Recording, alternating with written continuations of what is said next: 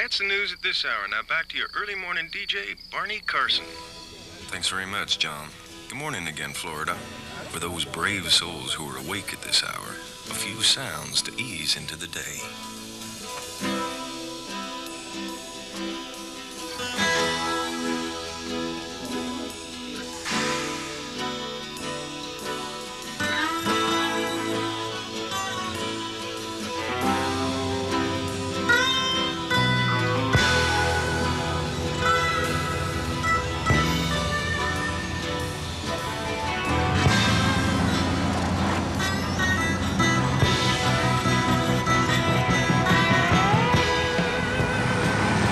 It's a new day at IWS. By the time these guys return, they'll have removed a mountain of garbage. Hundreds of trucks picking up from residences and shopping malls, factories and hospitals, restaurants and hotels throughout Florida.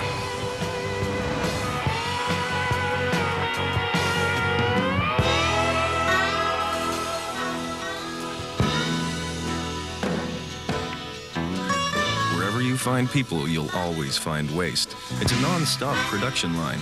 For example, the average family of 4 produces 20 pounds of garbage a day. The more people there are, and nowhere's growing faster than Florida, the more garbage they produce. Our business is simple enough. Our customers make it, and we take it away.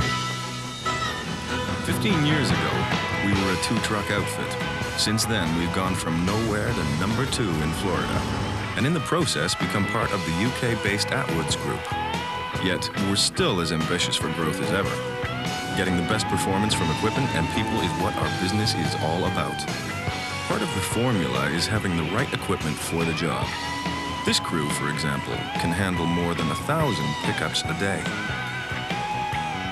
Someone once described us as the supermarket of waste. It's not a bad description. The point is, whatever a customer's requirements, we can provide exactly the service they need. That's true whether the customer is a city or a county, a property developer, a factory operator, or an individual residence. Different kinds of customers need different types of service. Industrial sites, for example, tend to favor quick pickup containers.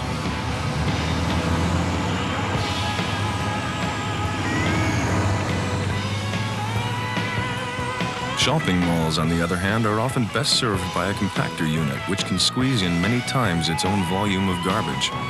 New businesses of all kinds are opening up in Florida as the local economy continues to boom. Our crack salespeople seldom miss an opportunity to pitch for a new account. In many cases, consulting with the customer right from the planning stages of a project.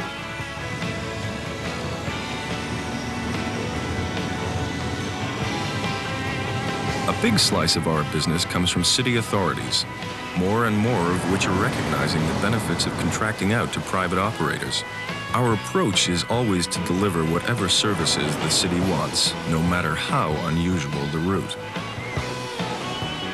Not all the waste we collect goes to waste. We reclaim paper and board and sell on to manufacturers. It's not one of our mainstream activities, but it shows that when there's profit to be made from garbage, we'll be there.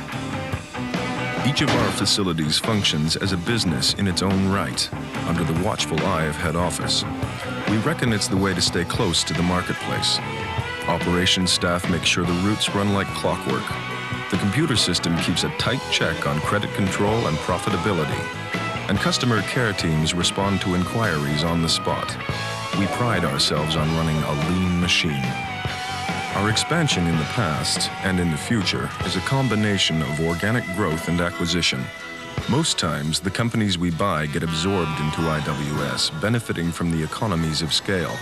Others, however, like County Sanitation, are substantial enough to retain their own identity.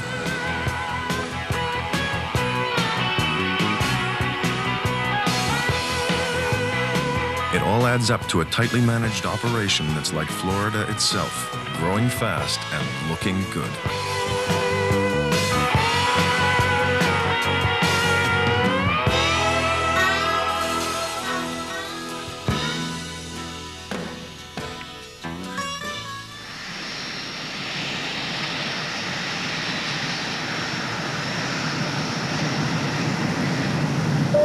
Good morning and welcome to London, where the weather is sunny, but there are a few clouds about.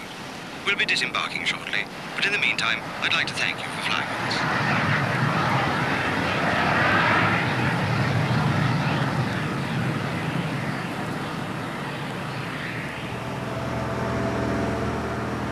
We're also in the refuse removal business back in Britain through our Drinkwater Saby subsidiary. In fact, we've been dealing with British rubbish since the days of Queen Victoria.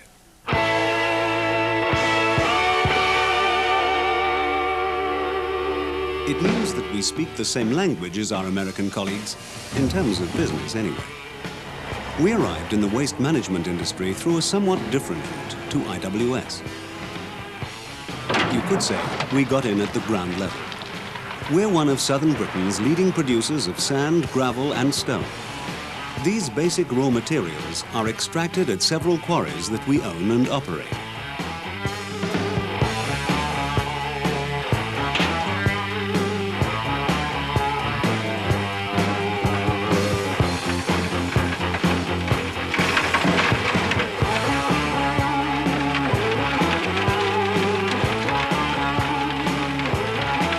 Washing, crushing and grading, the stone products are sold on for use in the construction and building industry.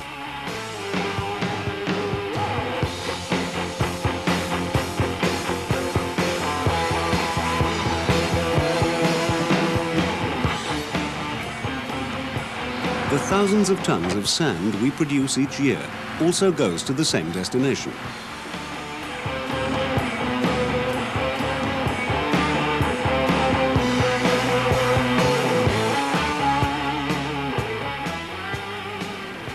These operations inevitably leave us with large holes in the ground, and that's where the garbage connection comes in. Whilst a quarry is being excavated, it also begins life as a landfill site. We run our own fleet of collection vehicles which specialize in industrial and commercial waste. We also earn substantial revenue from selling landfill space to other waste contractors. Whilst a quarry is being refilled, we can get on with the progressive job of reclaiming the land. The soil originally dug out to reveal the sand or gravel is replaced, and the whole area is landscape. But that's by no means the end of the story. The reclaimed site is then ready to move into its third phase as a profit earner. In some cases, the reclaimed land is ideal for development as a leisure facility. Other sites can be returned to nature or leased to farmers as agricultural land, thus completing the cycle and maintaining the site's profitability far into the future.